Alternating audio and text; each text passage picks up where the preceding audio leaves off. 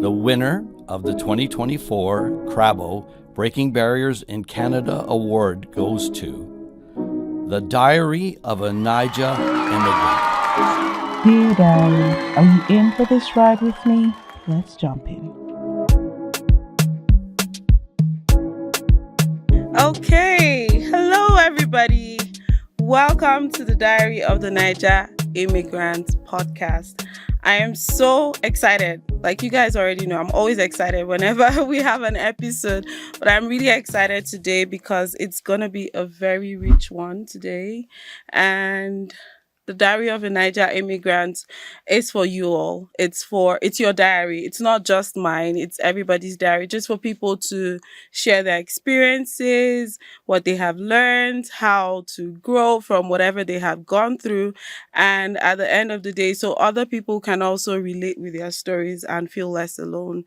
I remember moving here and I just felt like it was just me going through everything I was going through, but just listening to other people, I was like, oh, it's not just me. Like, we're all in this together.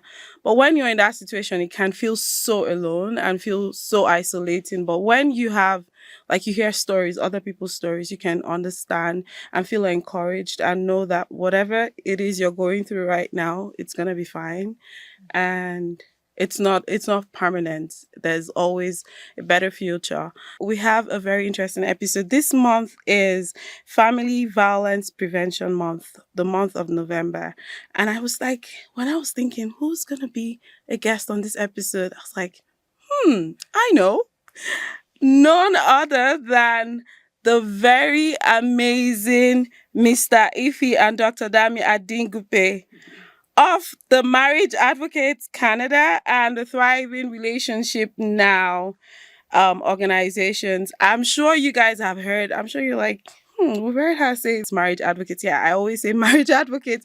And I also shared my experience and things that my husband and I went through when we first moved and how we're able to navigate that and how the marriage advocates have been very instrumental in helping us move forward and just be happier and thrive in our relationship. That's very, very cliche, but yeah, absolutely. And I feel like this couple are just doing the Lord's work, making it work for couples who like immigrant families. And they are dedicated to equipping couples with the skills to build strong and lasting relationships. And with years of experience as certified marital and premarital coaches, they have supported families worldwide. Did you hear that? Worldwide in their journeys towards relationship and relational growth. Together, they authored The Thriving Relationships, a couple's guide to relational transformations. They've been married for over 13 years and partners for more than 21 years. Oh my world. They bring both professional expertise and personal insights to their mission for helping couples thrive. And I am so excited to introduce to you guys, drum rolls please, Ife and Dami. Welcome you guys. Thank you so much for having us. Oh, I am so excited. Like, it's been a long time coming. I feel like we've been talking about this for a long time, like you guys coming on the show. And then just hearing that November is a month that highlights like family, like domestic violence in families. I was like, because you guys have so much experience with that. But like, I have introduced you guys enough. I've talked enough. Can you guys please tell us more about the Marriage Advocates, Thriving Relationships Canada, and all of that? Absolutely. Yeah, you start. Ladies first. Chivalry is well and alive. The Marriage Advocates Canada started officially as a registered organization about 2 years ago. But before registration, we had done a little bit of work within our community. And it was out of a lot of news that we heard during COVID, where it was becoming apparent that a lot of families, immigrant families, were struggling. Of course, before COVID, we all had our mostly 9 to 5. So if you don't like your spouse, you really didn't have to put up with them. You go to work the You next go day and forget about them exactly. for So you have had some hours. Yeah. absolutely you had an outlet. But during COVID, couples did not have an outlet. So those that were not doing well went to bad went to worse, and when worse went to, unfortunately, divorce and domestic violence for a lot of families. So we were hearing about that within our community, and we were mentoring a few couples during that time as well. Just prior to COVID, we had made friendships with a few couples, and we were mentoring them. They were new immigrants as well, and the stories were just similar to what we were hearing in the community. That families, especially immigrant families, we have a lot more stressors to cope with on top of normal marital issues that families and couples have to go through.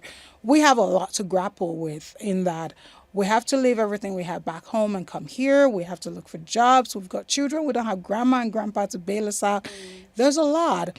And then there's a lot of culture shock as well, because dynamics are different from back wherever home is to here in this climb. So a lot of families were struggling. And we literally just took a stock and thought, oh, hold up, their story is not actually very far from ours. The only reason we believed we were able to do differently is because we had support, we had mentorship, we had coaching, we went to a whole lot of kind of marital seminars and so on in that early years of our marriage. But when you hear of their story, it parallels to a lot of the stories of our aunts and uncles that are also immigrant in countries like the US and in the UK, which is where we moved from. So we saw that what couples are going through now is what couples prior to our time went through and didn't navigate very well. A lot of them dysfunctional marriages, divorces and separation, or you stay in it and die in it, although you're literally dying daily. So we kind of asked ourselves, and there were Christians. So we would say there were a lot of kind of God moves within that story as well.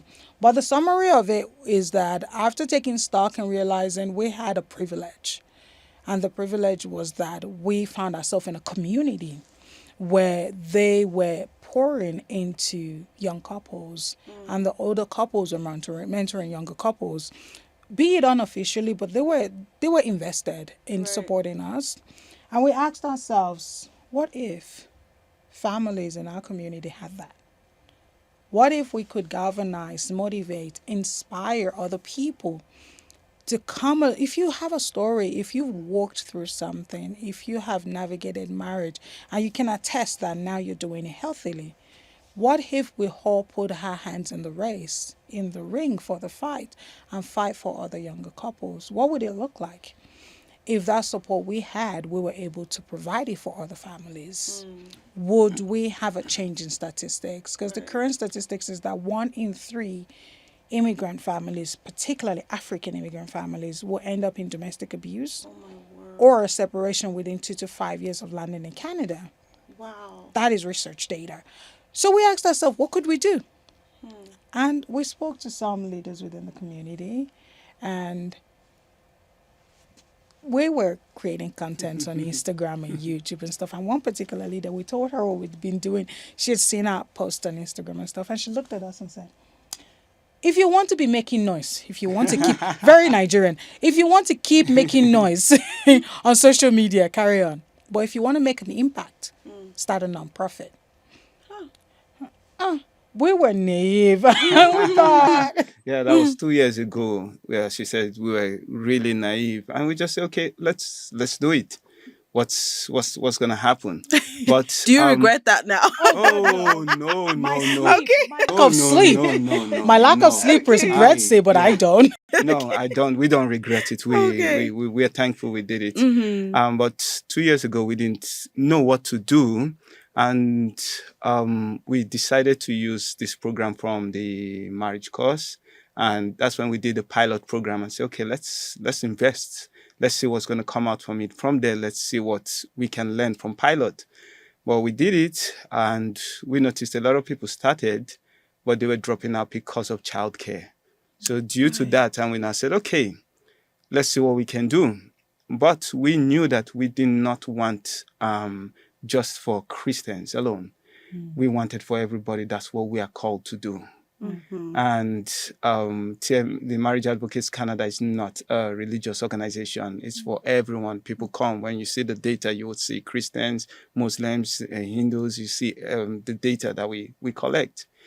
And we just decided, okay, we had to write our own book. And since then, we started. It took us like how long? Six months to write the book. To write the couple's guide. Yeah, the couple's guide. It was about a month, 9 months, I think, because we 9 joked that it was like giving birth to a baby. Like, So yeah, Literally. Literally. So it's then about with the 9 months. data we got, we applied for a grant, and we got the grant. And since then, it's been great. Oh wait, you guys started, but everything was out of pocket. Yeah, We used started our with our own money because we knew that was what we're that's called. dedication right there. Yes. That's like that serious dedication right there. Like starting with your own money and then Yeah. hoping that this is gonna birth something. Something. Yeah. Okay. So it's very fascinating because most times people don't realize that they can get help in this kind of situations. Like even today, I was just chatting with somebody and then she was talking about like her colleague who's going through this and that. And first thing I was like, tell her go to Marriage Advocates. Honestly, like tell her to, and she was like, which one is Marriage Advocate? And then I had to send her the contact and everything. But people really don't know how to get help when they're in that kind of situation. But before I get there, so you found out this whole situation in 2020 because that was when COVID started, right? So 2020 thereabout, we started to hear the stories. But we had been working with some couples unofficially within the community who were struggling. But I can be a little naive, my husband less so.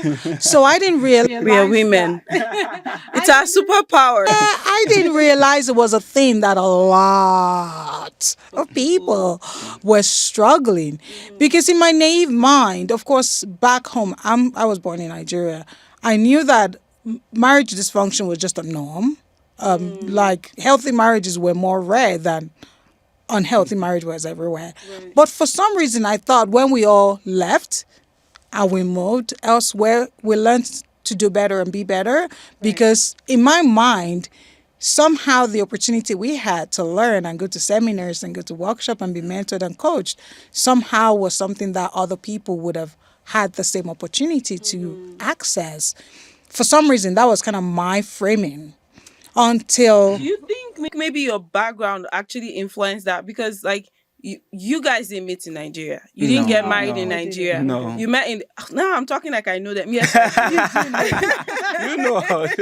you guys met in the UK. So you Yes. already had a different mindset, right? Sure. It's different when you come all the way from Nigeria Sure. with that mindset of we have house help. Daddy doesn't have to bath the kids. Yeah. Do you understand? Daddy doesn't have to heat up food for the kids because like me, what I used to do back home was I'll cook, like I have a day to batch make meals and then I put in the freezer, and then from work I can call the house up and say, okay, we're eating this soup, or even before I leave, bring out this soup, and then maybe on my way I'm like, okay, can you heat up the soup and make it back? Right? Yeah, I'll tell the house help to, like, because I already made the food, so it's just to heat it up and yeah, exactly. But here there's nothing like that. You literally have to, even if you batch make the meals, you do it all. You have to do it, but you can't do it alone, Of course not. right? And there's no house help to do it for you. So who else helps you? Is it not the dad, right? Like, so I think you had that background because of where you guys met and where you guys got married. But then if you come from Nigeria, so many men have to unlearn that being head of the home does not mean that you won't do anything, right? And that's where it brings up, like, men are like, how dare you ask me to turn a bar? Are you okay? No, I would say that it depends on the people you surround yourself with. Right. So you can be in the UK like us, you can still be dysfunctional. Absolutely. Right. You can Yeah. So if you're rolling around with the wrong set of people that have that mindset, then there's no way you will fall into that category. But if you have a vision and you know what you want for your marriage, you will find the right crowd. Yeah. Right. That's the difference for us. We knew what we wanted before we got married. So when we found the right crowd, we knew that or the right community, we knew that we had to do the work. Yeah. But then to just kind of counter what you said about men in Nigeria as a generalization, growing up, whilst mine was what you described in terms of the man thinks he's not supposed to do anything and the woman's supposed to do everything. I actually had role models that were male from back home when I was younger, whose men would wash plates and would cook. I have at least 2 of such men in my life, in my circle, when I was growing up back in Nigeria. So yeah, whilst it's more common for men to not want to do anything, I have to give credit to those few men that I saw were helping their wives when I was growing up back in Nigeria. And then to say, because we grew up in the UK, there are men in the UK, like my husband said, who still held on to those traditions and cultures, the toxic holding ones. on. And that's what leads to abuse, right? Absolutely. Yes. Like, I Yeah. might be wrong, but I feel like that's what leads to abuse. It's one of the reasons. And for me, I don't think, but like I feel like you're the expert and you can tell us more about that. But abuse is not just physical. No. So, like, could you talk more about abuse in general, like Absolutely. abuse in families? So there is, apart from physical, emotional, psychological, sexual, financial, we can go on. Spiritual abuse, yes. So there are different That's one of forms. the worst. Yeah. And Yeah. what have been your experience with some of those? Like, because some people might be listening and they don't understand what you mean. Like, their own is, as long as he hasn't raised a finger, Oh, God. I'm good. What would be your thoughts towards all of that for people like that? If I was to kind of tell a man or a woman to watch out if there's abuse, there are key tales to know if you're actually experiencing any of those forms of abuse, whether it's emotional, psychological, spiritual, sexual, financial. One, if you feel like you're in this marriage and you feel like this experience makes me feel like I'm losing my mind, there's potentially some form of abuse going on, because you shouldn't be in a marriage where you feel like you're losing your mind. If you're in a marriage and your spouse is coming home and your heart skips, not butterfly in your stomach, but your heart races, you're sweating, you're nervous, or you're scared, either for your safety or for your mental well-being, or because you think they're going to come and beat you down with their words, there's likely some form of abuse. And on the other hand, we've seen what people haven't actually realized that it's abuse, where I don't know how mature we want to be on this podcast, but I'm about to go there. Let's go. Let's go. So, one that we're seeing that's a lot more common than I thought was possible was sexual abuse. And now we're not talking rape. We're talking the other side of it, where spouses are punishing each other by withholding sex. Oh, Oh, God. I didn't see that coming. Yes. That is crazy common. And that is abuse. How is it abuse? Because some people will be like, why would you say, like, if I'm not in the mood, I'm not in the mood. I don't want to do it. for a year. 6 months, 4 months. It's not possible. Like, if you think about the way we're created, right? We're created as sexual beings, right? And then you get into marriage. Now, as a Christian, I was raised that all bets are off once you get into marriage, right? So you get into it, and then every time you upset your spouse or they upset you, that's it. There's not going to be any intimacy in that way. And that could go on for months and months and months.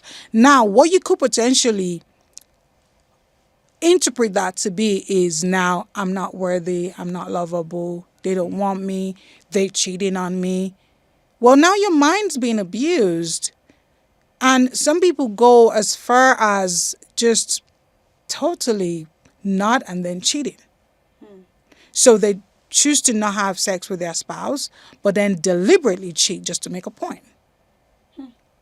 How is that not abuse? Right. So, there's a lot going on out there that we don't even understand it's abuse. Spiritual abuse, for example, is also another thing. So you commit to a marriage, you know your spouse is a Christian, say you're a Muslim and you're like, yeah, I'm fine. You're Christian. I still want your girl. I still want your boy. We'll be okay. Usually this is the other way around. Usually the man who would be a different faith and then opposes the woman's faith when they get into the marriage. So say a person who's totally devoted. Yes, I know the scripture says we shouldn't be unequally yoked. Yes. But there are some who still make that decision to choose a spouse of a different faith. The spouse often, the ones I've seen, often would say, you'll be okay to practice your faith, we'll be all right. But once they get married, all of that changes. And then you say you want to go practice your faith, fight starts. And they start to make life unbearable for you so that you can't practice your faith. Wow. That is spiritual abuse. You can even say, even with that, even if you're a Catholic and the other one is Pentecostal, yes, that's another one. And it's like, Yeah, okay, even within the same within religion. with the same, yeah. So you see that, no, you do your own thing and you don't want the other person to do. You try to stop the other yes, person. you're trying to stop the other person. And it's like, it's wrong. So that is only abuse if you had already agreed on this was okay before we got into the marriage, right? It's a tricky one. You can't say it's not abuse even if we're in it. Because what conversation did we have? Because unfortunately, a lot of people are getting into marriage and not having those crucial conversations.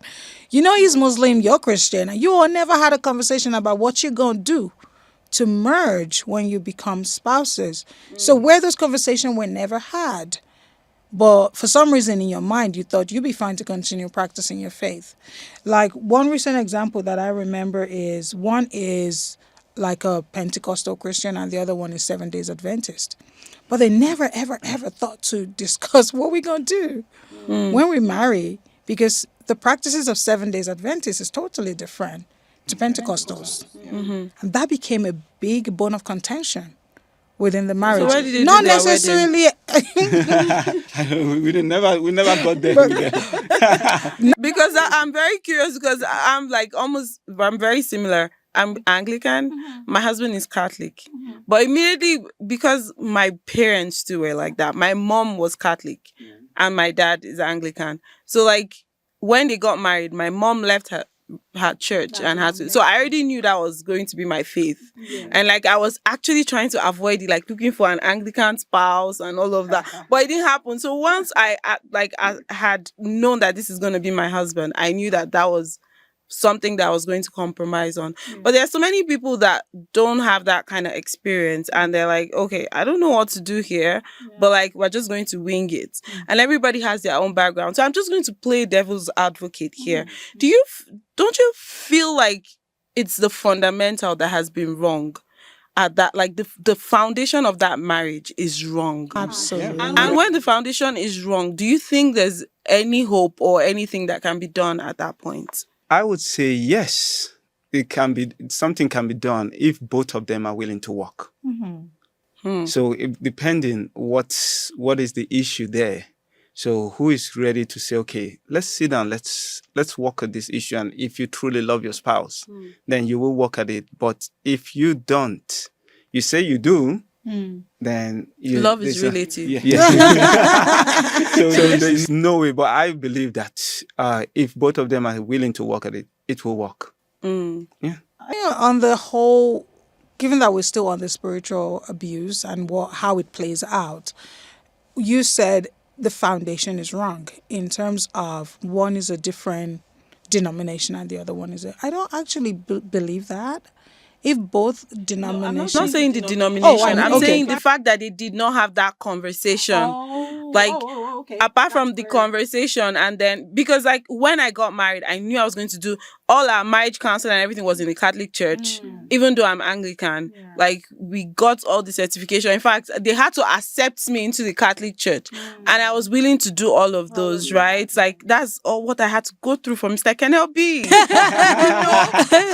I was willing to do that, right? So like, if you don't have those conversations, because the first question I ask is, where did they do their wedding? How did they? I did my wedding in a Catholic church. So I left my church. So if you're able to leave your church and go to the wife's church to do your wedding there, that means you've already compromised at that point that's going to be your church. If you've decided to leave your church and go to your husband's church to do you've already had that compromise, right? And it's not just about church, even other stuff, like other things that have to do like in life. If you've decided before that, okay, we know I can't have children, and then we get into the marriage, and then you go and you're going for a walk and you see people with their kids at the park, and you're like, you wish, like, isn't that, is you already knew the foundation was probably wrong, like, so I don't know, like, I might be wrong, but do you feel like abuse happens when the foundation is wrong? And like, apart from that, like, if a man is going to hit you, you would know from several ways that he would treat Or vice people. versa. Or vice versa. Let's not. Yeah, absolutely. Yeah, that's another conversation on its own. Totally. Right? Yeah. If a man or a woman is gonna hit you, you will know from the start. No. No. Why say no? Why it's no is that oftentimes perpetrators I don't like the word perpetrators. People who hate or beat up their spouse, they themselves are broken people breaking other people.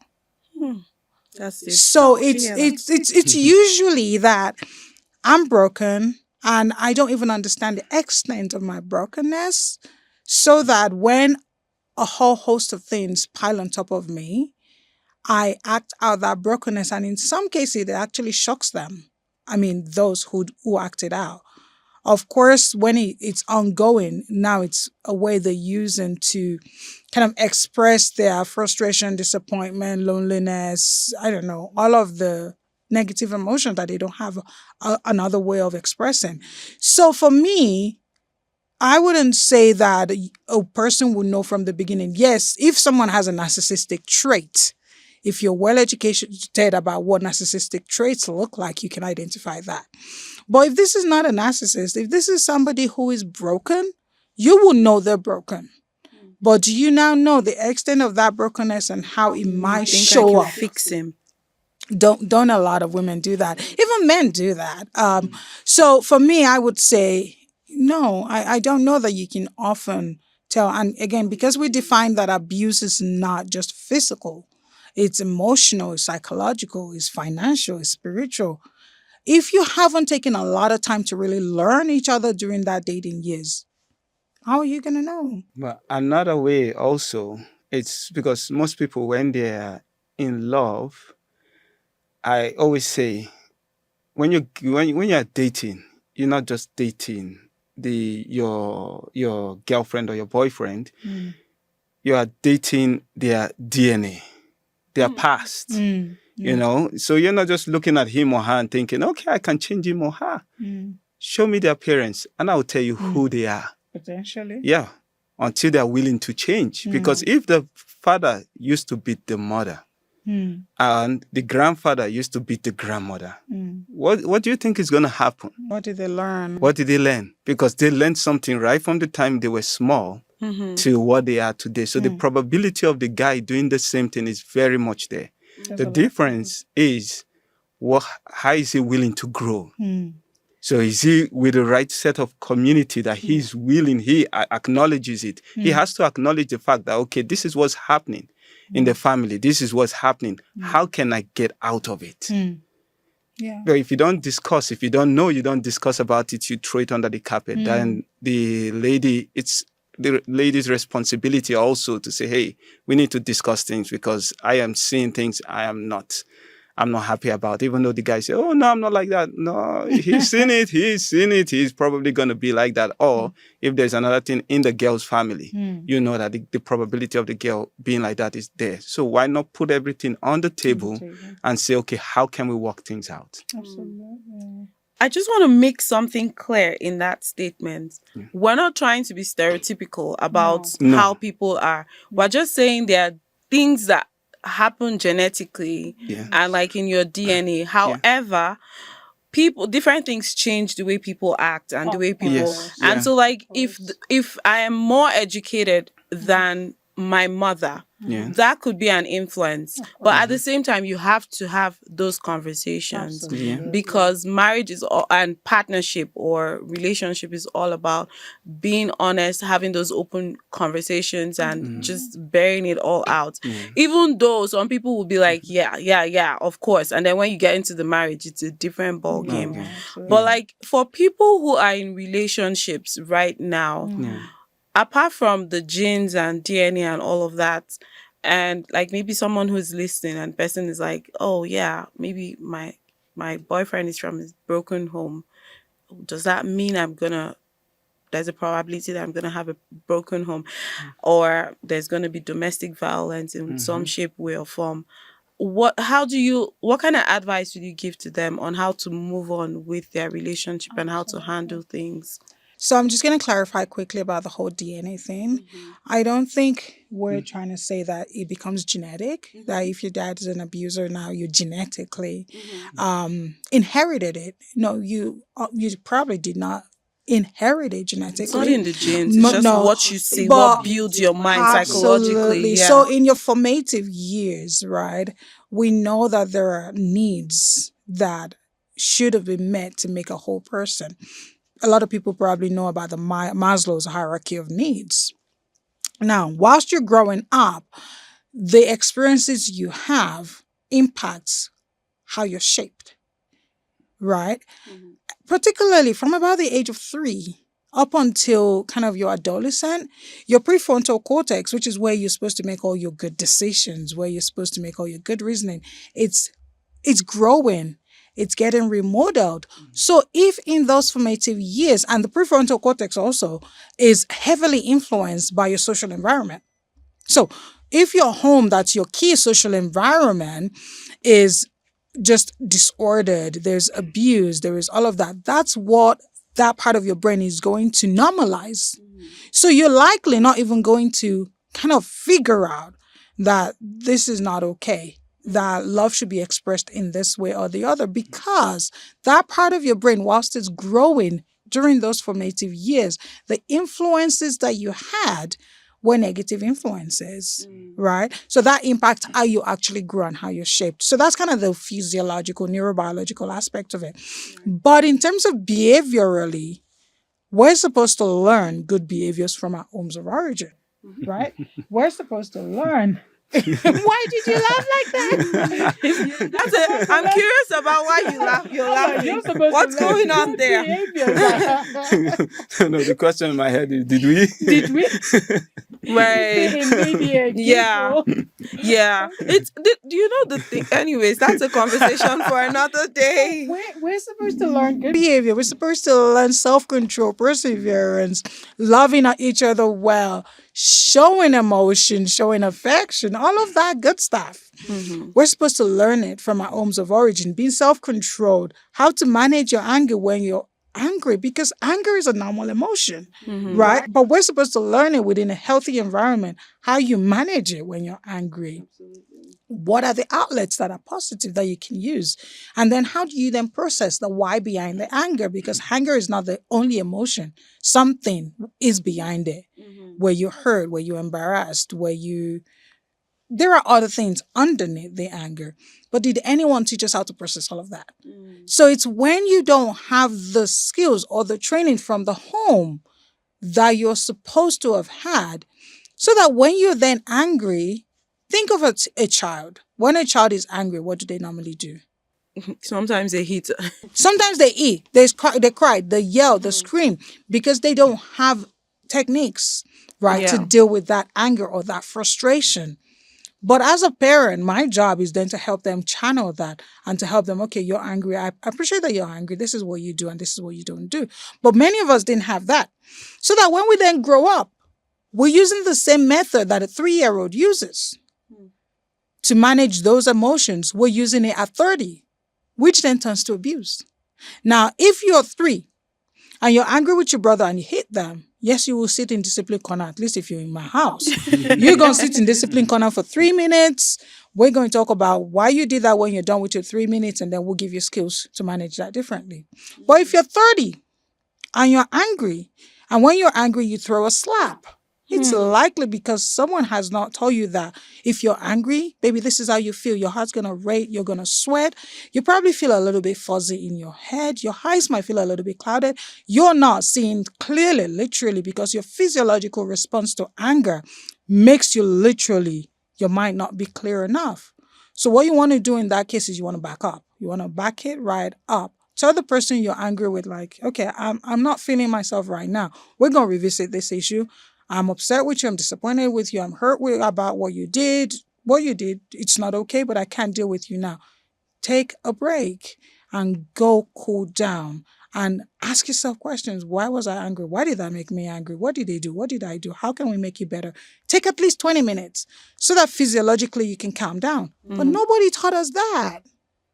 So we have men and women right now that when they're hungry and they reach their peak, they punch doors, throw laps up, slam doors, slap somebody, hit somebody, because nobody taught them that at this point, you're not thinking straight. Like we have what they call the loving part of our brain. At that point, your loving part is shut down and your fight or flight is activated. Most people go to fight. Some flight, which they just run, like that's when they shut down and silent treatment, and then they're not talking to anybody for months and months, which is also abuse. So we have those that once they're angry and the loving part of their brain shuts down and the fight or flight or freeze gets activated, some will hit and punch and kick, some will shut down, they're not engaging anymore. None of that is healthy. But anger in itself, it's not. So this is why we're ending up with the stats we have. Because like my husband said, many of us just were not taught the basics. Literally the basics that children in this climate are getting taught in school. Literally in school. Right. Yeah. In my children's school, like if you see their report sheet, it's all these virtues that they are getting taught and graded in school. If you think about us, when I say us, many of us immigrant, what virtues did anybody teach us both in the home, in the church, or in school? So this is one of the reasons we have these issues. For me, my heart breaks for the person doing the beating up, for the person doing the silent treatment, for the person doing it, as well as the person receiving it. I have empathy for both people because this is a broken person who is breaking other people. So that's kind of my take. I have so many questions from this because one, like I don't think the first question got answered about like if you're in a relationship and you see that happening. We're gonna come to that. I think maybe you'll encapsulate everything together. Yes. But when what I'm used to, if I'm in a relationship, like if I'm upset, I just don't say anything because I'm just trying. In my mind, I feel like I'm trying to avoid a conflict. I'm trying to avoid like confrontation. And so I just keep quiet. But now, like you've given it a name, you say it's silent treatment and it's an abuse. I don't know that, but I'm not saying that's me. No. I'm just saying, I'm speaking for a friend. I'm playing devil's advocate here and I'm being an interviewer. So if that's my response to when I'm mad and then you're calling it abuse, like there's so many people like that. How do you want them to process that? How does that become abuse? Yeah, maybe you start with answering the last one. Like if you're in a relationship and you feel like there are tendencies, what tools do you use in order Let's to... deal with that one first. Where there are tendencies, that you can see their tendencies, the first thing I would say is to get help.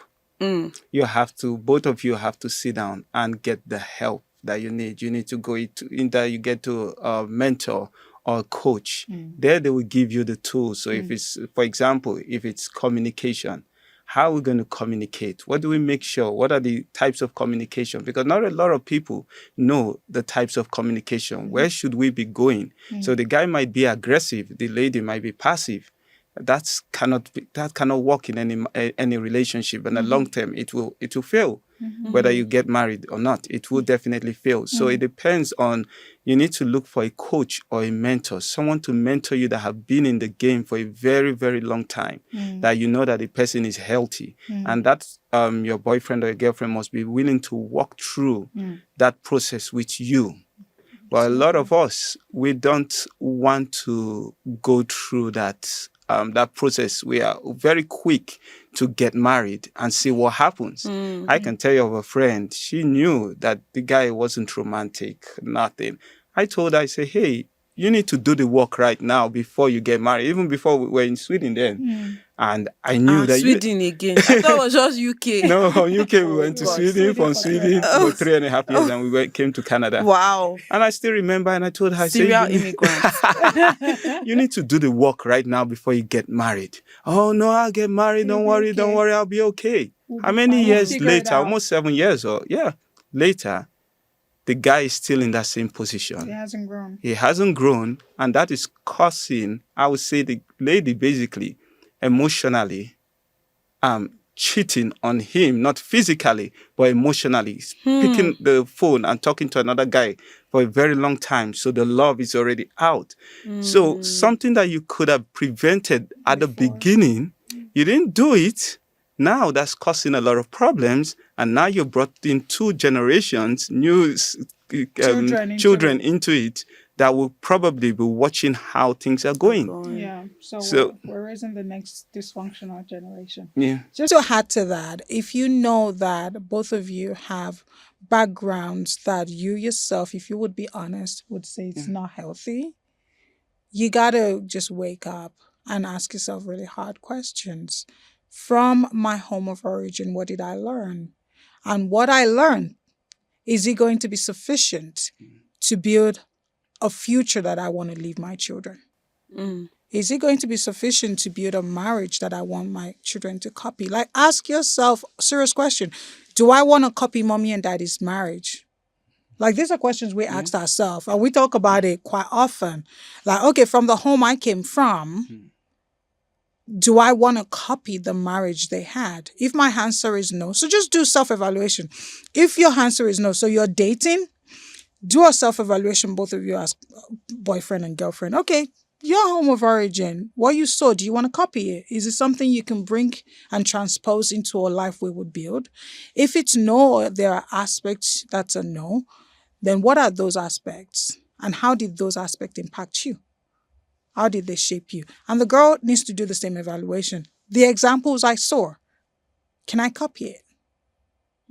And can I use it to build on? Because the fact of the matter is, how we're going to do our marriage, most of the education we had or we're supposed to have came from our homes of origin. So then the question is, the education you had, is it Enough. Is it good? Is it Ivy League education?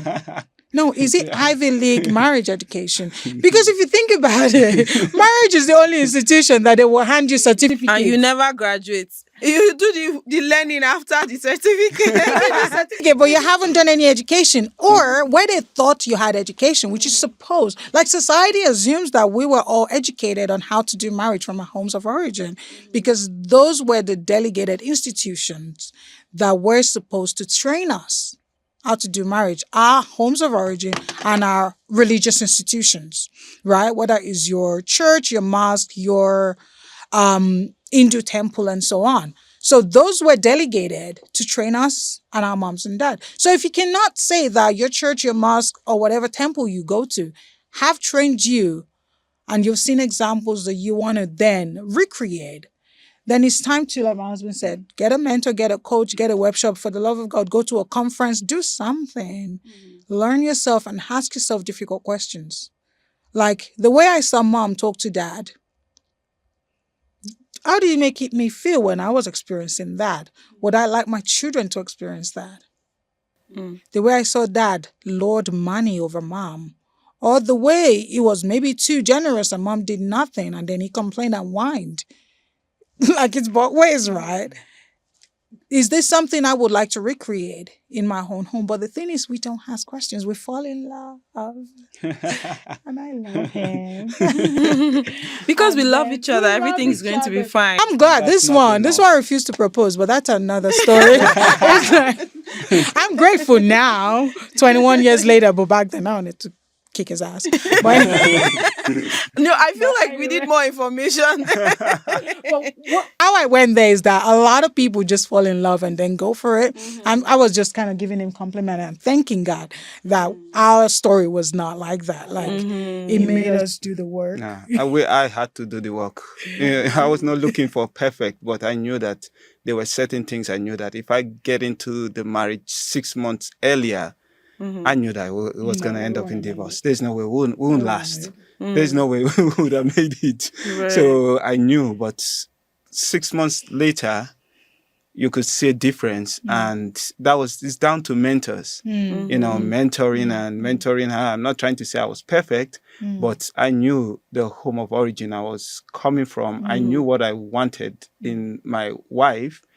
And I say, okay, fine, we will both work towards it. But there must be a threshold. I know that, okay, if you've hit this mark, I can marry.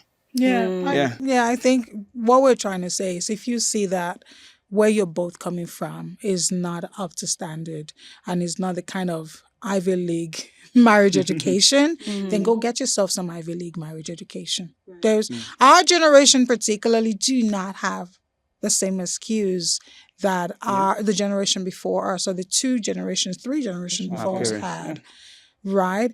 We have a wealth of knowledge out there. So for the love of God, stop TikToking, stop Instagramming, no joke, stop YouTubing, because there's a whole generation depending on your health. Like there's a whole generation of children. Like the stories I hear about what children are now doing, it just makes me shudder. Because I'm like, where are they getting that from? Right? So we don't have the excuse. Do the self-assessment. Get honest with yourself. And if you cannot attest to having had an experience that's worth recreating. So the question is this, if you're going to ever have children, what you had, would you like them to recreate it? Or what you're offering them with the skills you have right now? Is that something you would like your children that you claim that you're going to love? If it's not worth recreating, then for the love of God, go get some help. Go read a book, like Google it. Just do something. There are a lot of podcasts. Everything is at the palm of your hand, really. The hardest thing is change. That is the thing. But especially the longer you get into marriage, the more difficult it becomes. Because you are so used to it. You are used to that pattern. You're used to that dysfunction. You say it's not going to happen. It can happen. It can change as long as both of you are willing to do the work. Right. That's awesome. So basically, get help. If you feel like there are traits of abuse, before you get into it, you guys need to get help. You need to do the work before getting married. Don't get carried away by the butterflies and all of that. I'm just gonna get in there. If there is abuse already, no, I wasn't saying if there's abuse. I'm saying if the parents of your spouse, right? Yeah. But if your spouse, run. The information is if you're already in it. If you're already in it and there's abuse, do you think the person should run? If they're married already and there's any form of abuse, now if it's an abuse that puts your life at risk, you're gonna end up in a mental ward. Run. Go get help. Separate from them. And tell them this is a consequence of what you've experienced. You're going to go get help. They need to go get help. Because I can never, ever, never, ever, ever tell a person who's experiencing an abuse that could either cause them to lose their mind or their life to stay in it. If it's an abuse that will cost you your mind, you got to separate even if it's just for a period. Whilst that person who's doing whatever they're doing that's costing you the health of your mind, realize that there's consequences and hopefully they go get help and you also go get help. And then maybe when you're both better and more whole, you can come back. Right. So if you're going to lose your mind No. If you're going to potentially lose your life, no, go get help. You gotta get out. So if you're in a marriage, like this is one that I will say very clearly. If you are in a marriage and you are at risk of losing your life or your mind, you gotta get out. Like for me, there's no compromise. You gotta get out. Get out. I'm not saying get out for forever. Get out and communicate when you're in a safe place to the person you're getting away from. I have to get away because you're not used to nobody if you're in a mental ward. You're not used to anybody. You're not used to the children you're staying for or the children you're hoping if you all have sex and get pregnant, he will change for. You're not used to anybody. You're not used to your parents. You're not used to your siblings if you lose your mind. And we have people who are ending up in the mental ward at Foothills because of their marriage experiences. So I'm quite passionate about this. I was in the Foothills Mental Hospital helping a woman who almost lost her mind because of a marriage experience, because of years of marriage experience. It wasn't physical abuse. It was emotional abuse. It was financial abuse. It was sexual abuse. And she almost lost her mind. So no, get out. Get out. Get out. Do you know that thing is very interesting? Do you feel like the location of where we are makes it harder when there is financial and sexual abuse and the rest of those? Yeah. Because I feel like I hear of it more here. Yeah. Back home, you only hear about physical abuse. It all happens back home. Yes, Go ahead. it happens back home, but back home, there's that stigma. You don't want to talk about it back home. Oh, that you're not having sex. The husband is not giving you as much money. It's everything swept under the carpet. You are hiding it. But here, it's like, who are you going to talk to here? That's another thing. That's the big deal. Who are you going to talk to? And that will play a lot in your own head. Yeah. So and it will blow up at the end of the day. Yeah. But back home, it's you're just managing it, and that's where that dysfunction comes in, and the generational, how would I put it, bad habits. Because it's handed down because you think that the children are not watching. They are watching the same way we watch. Pick it up. We're not blind. We did the same thing. We got the same dysfunction. You know, what do you expect the children to do? They will still have the same. So that's why I feel that the Western world, in my own opinion, is way better because it will expose things more. Right. To say, hey, you need to get the help that you need. Right. And it's your responsibility to get the help. Yeah, absolutely. You say like back home, we didn't hear it as much. It might be that back home, people had a lot of ways to cope, right? Say if your marriage experience is really terrible, you can go on the streets and the woman that has a shop in front of the house, you can sit with her and have conversation that's not related to your marriage, but you can have other conversation that will release your stress and your pressure because you can laugh about the Okada man that's driving an Okada is a bike. Like It's a bike. use that for transportation back home. Yeah, anyway, that's a long one.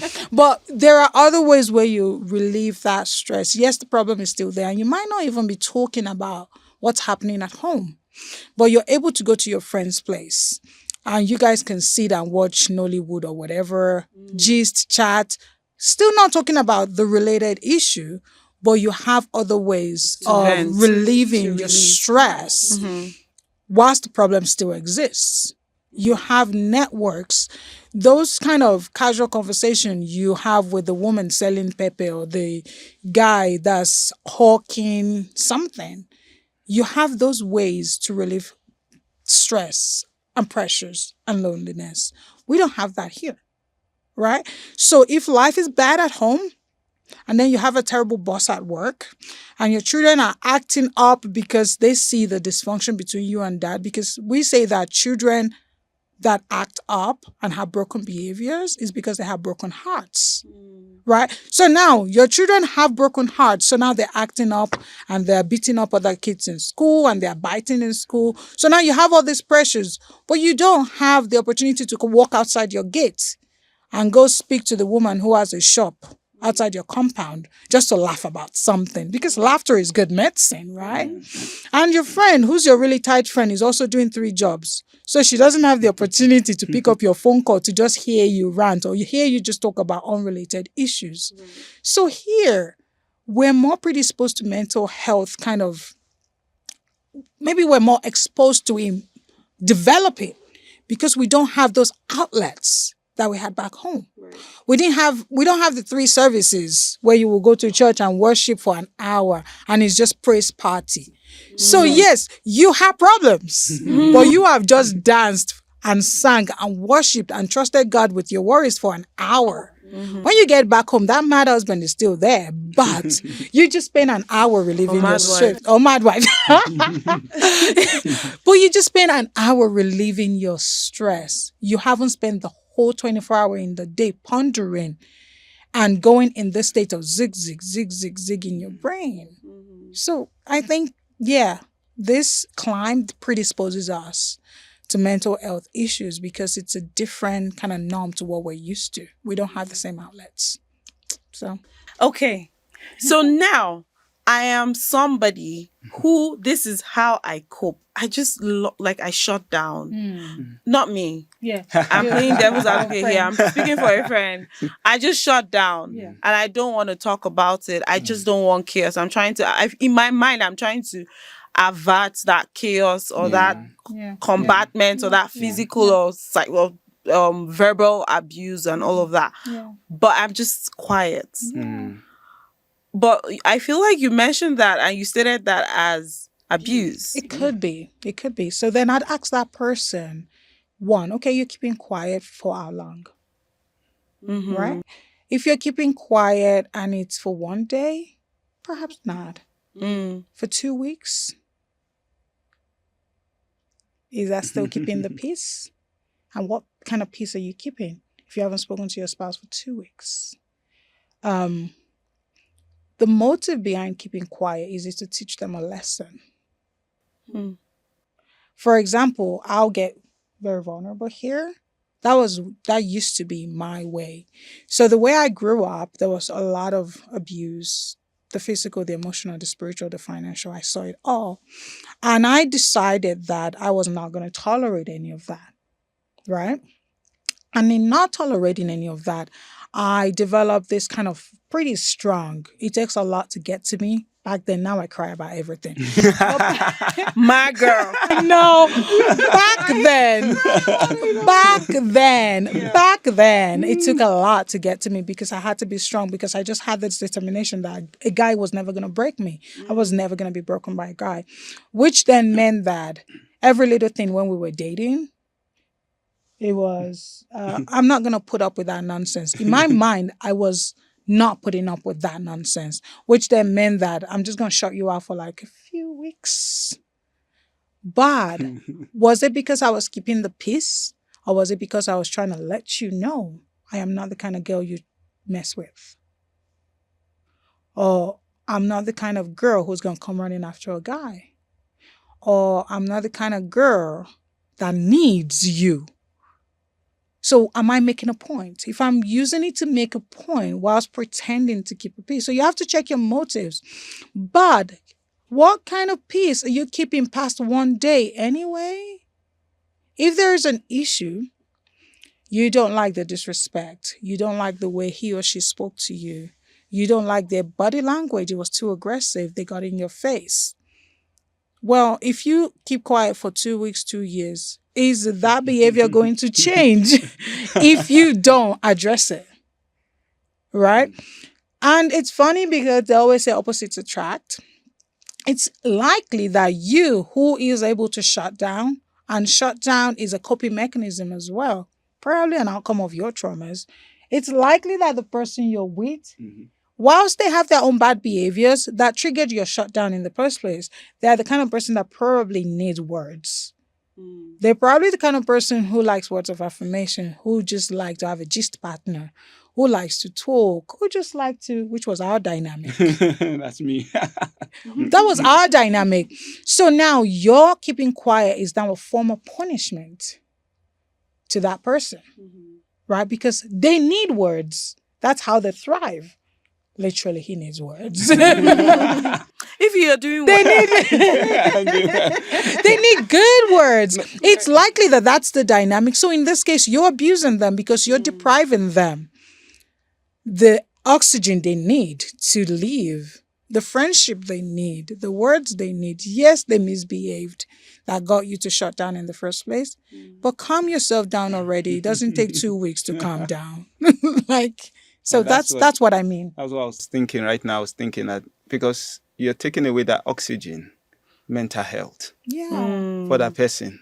Because I always say, I was telling her the other day that if we didn't meet that community that changed, that helped us change that trajectory, would we be where we are today? No, because that silent treatment would have continued. Yeah. Would I be able to manage it? I don't think so. I don't think so. I don't think, knowing myself, I would have broken. Yeah, There's no because way. you're different. You need Yeah. to talk. Like my man, he's like my best G's partner ever. Girls, you need to get one like that because the man will He's every woman's dream. Oh my God. I love it now. Like, he's my G's partner. He will tell me everything and how he's feeling, what he experienced, what happened. He's like the best G's partner ever. So then imagine offering someone who likes to talk like that, silent treatment. Whilst I don't need to talk, give me a good book.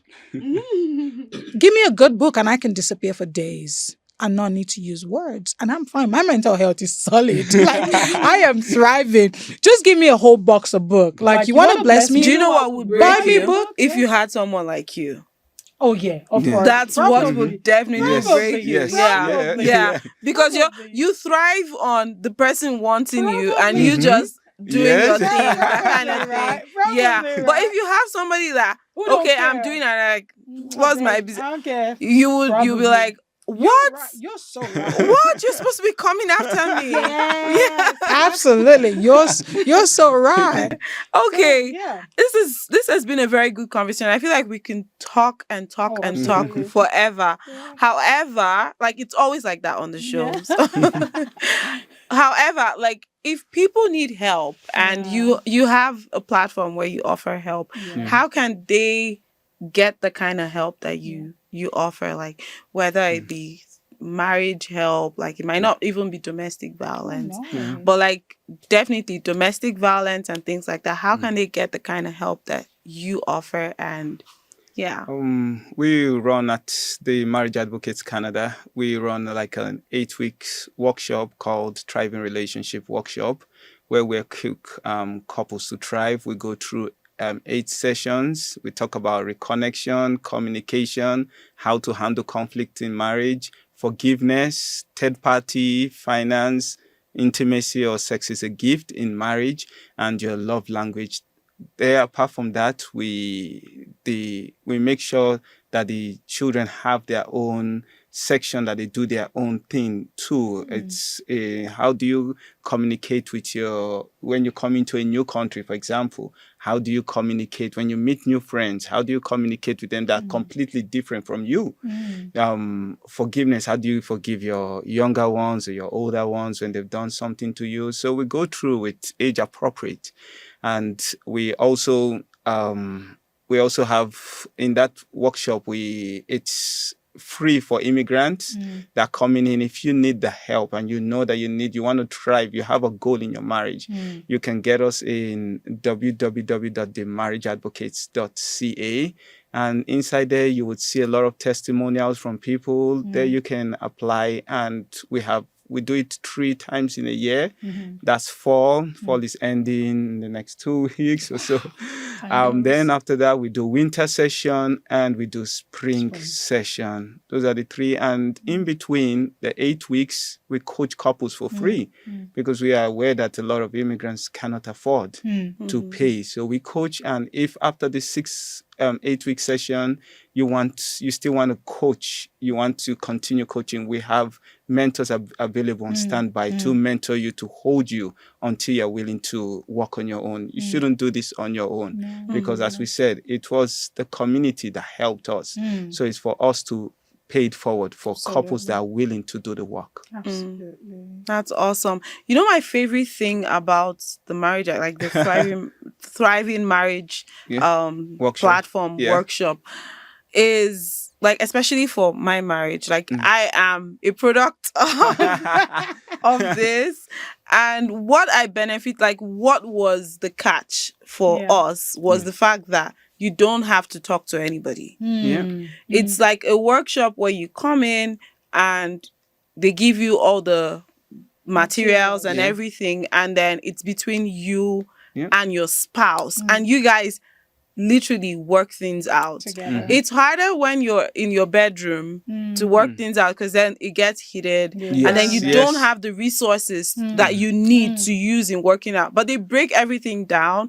There's communication, there's finances, in fact, they start from when it was good, so then you remember how awesome it is and the reason why you guys are together.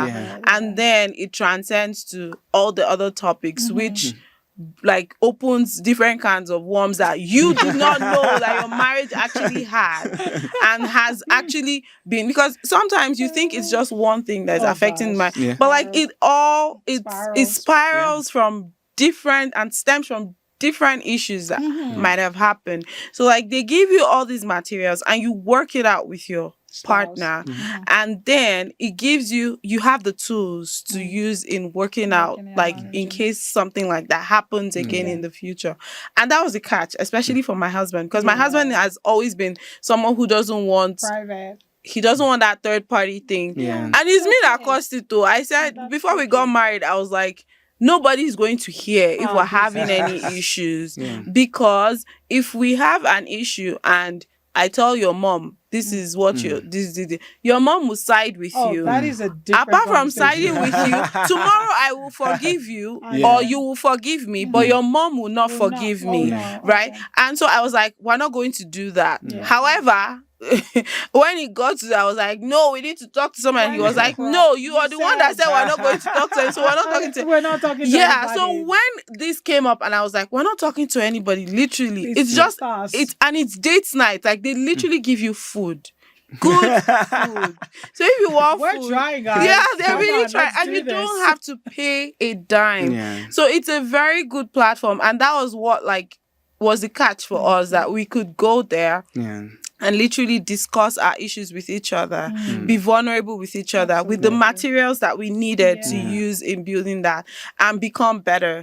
And honestly, I would recommend, marriage is a school that you never graduate from. I always, even we're currently in the fall session, my husband and I, and we have been to, we went to the winter session last year, but it was just something where I was like, refresh your head. You have to keep refreshing, you have to keep doing the work, because sometimes life happens, you get so busy, especially in this part of the world, and then you get isolated, and then you get so overwhelmed with the issues that this part of the world brings your way, and then you forget everything, and you forget how to communicate. You forget, this person is passive aggressive. This person is so you have to. So I would always recommend people going there and just refreshing, and it just gives you that new perspective on different things. So I am a product of the Marriage Advocates, and it is highly recommended. And that's the reason why we have you here. If you are experiencing abuse, just as Dami has said, if it has gotten to that point, in fact, Dami, you guys just conclude. Conclude for us. Take it away. We're taking over the podcast. This is the Diary of a Nigerian, and I am Dr. Dami Adingupu. Okay. The best part of this is that we want to see this across the immigrant community, not just the English speaking. So right now we're working on working with the French community and the Vietnamese community in translating the resource into French and Vietnamese. Oh, that's awesome. So we are looking forward to working with different communities across Calgary and Alberta and hopefully Canada, so that we can bring it to everyone that needs the help.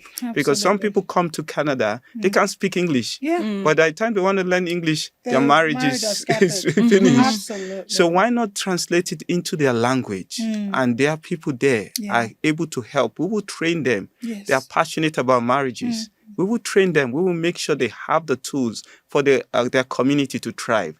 And that you will start seeing the stats drop, that 1 in 3, it will start dropping. That's what we are really hoping for. So this is your invitation. Listen, the reason we called our organization The Marriage Advocates Canada is our mindset is this: if you made the choice to get married, you are also a marriage advocate. You're a marriage advocate because you're advocating to your spouse if that marriage they're in is worth it for them. So you're advocating to each other if this marriage is worth it. You're advocating to the children that you might have that marriage is worth it or what it's supposed to look like. You're advocating to your community and your neighbors if marriage is worth it. You've got teenagers and young people in your community that's watching you and you don't know it. You're advocating to them. You're advocating to people in your faith communities, right? So we meaning any of us that choose to get married, we are all the marriage advocates. The question is this: are you an awful advocate or are you going to be a good one? So here's your invitation. Come and join us. Let's learn and let's grow together, right? Let's do the work. Awesome. And on that note, thank you guys for joining us. And we will see you on Saturday. Yes, we're looking forward to having you. Thank you so much for being here. I really appreciate you guys taking the time to come share and just provide resources and just doing it as, like, you can tell that this is a passion for you guys, which is very amazing. And I hope you guys keep changing lives and keep changing marriages and making people's marriages better, because that's what we want. That's what we want, immigrants to thrive. And that's why the Diary of a Niger Immigrant is here. That's why the Marriage Advocates is here. So thank you guys so much. Thank you for joining us. Until next time. Bye. The Diary of a Niger Immigrant was proudly brought to you through Onyie's Lens. If you like this episode, then you should check out our other episodes. Don't forget to like, share, subscribe, and leave a comment on whose journey you would like to hear about next on the Diary of a Niger Immigrant. And until next time, I remain Onyie Ekenelbi. Bye now, friends.